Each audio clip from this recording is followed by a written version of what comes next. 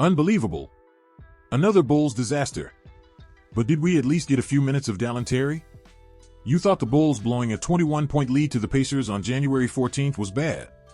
Let me raise you a 24-point lead blown to the Pacers on Wednesday night. The Bulls lost to the Indiana Pacers 113-117 and are now 6 games below .500. This loss is even more deflating and flummoxing than the last. The Bulls haven't won a game since the NBA trade deadline, and with each passing loss, the roster remaining unchanged becomes more confusing. The Bulls got extremely hot in the first quarter, scoring 39 and finally getting some three-pointers to fall. Lavine led the way with 9 points and the Bulls' defense was locked in. Despite the Pacers making a push in the second quarter, the Bulls still led by 14 at the half. And then the third quarter happened. The Bulls' defense completely fell apart, allowing Buddy Hield to go off for 19 points on 5 of 6 from deep. The Bulls couldn't organize and locate the threat in transition, giving up 5 transition threes in the second half. Their defense looked scattered, and some of their luck ran out. The Bulls' defense allows the 4th highest three-point volume in the league, but opponents shoot below average on three-point attempts. At some point, their luck is going to run out, and the second half of the Pacers game Wednesday night may have been the beginning. Before you forget, leave your like and subscribe so you don't miss the latest Chicago Bulls news firsthand. Despite a retro Lavine scoring night, 35 points on 10 of 23 shooting, with 11 rebounds and 7 assists, and a season-high 25 points from Coby, the Bulls found themselves playing catch-up in the final possessions of a game they previously led by 24. It was the second highest blown lead in the NBA this season. But at least we got to see some DALEN minutes?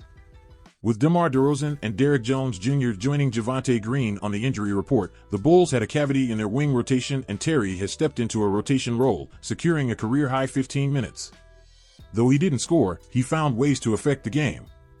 His aggression going after misses on the offensive glass are a welcome addition for the league's third-worst offensive rebounding team. He also had a remarkable recovery block in the corner that saved an open three. Terry's awareness and instincts are a breath of fresh air. His effort and length keep him in any defensive play, even if the game moving slightly too fast catches him out of position at times. As he gets more familiar with the NBA pace of play, he will start to recognize where he needs to be on the court at all times. Once he gets comfortable in his defensive role, he will be able to make plays like this, helping off his man to protect the rim or rotate to steal a swing pass. Down the line, he has some interesting upside as a utility defender, but a lot of that hinges on whether he can develop his jump shot enough to earn those minutes. Clearly, Terry's jumper is far away from game-ready. He launched the first 2 with confidence, but as soon as he missed, he hung his head and wasn't prepared to shoot again the rest of the game. Similar to Monday's loss to the Magic, passing up open shots to drive into traffic leads to transition opportunities for the other team. They are momentum killers for you, and momentum starters for them. And remembering that the Bulls host the Bucks tonight in their final game before the much-needed All-Star break. So that's it, folks. I kindly ask you to say in the comments what you thought of the game. Despite the loss, did the Chicago Bulls play well? Yes or no? Leave your comment, because your opinion is very important for the Chicago Bulls. And don't forget to subscribe to the Chicago Bulls News Today channel so you don't miss any exclusive Bulls news. Thanks for watching the video, and until the next news, I wait you here.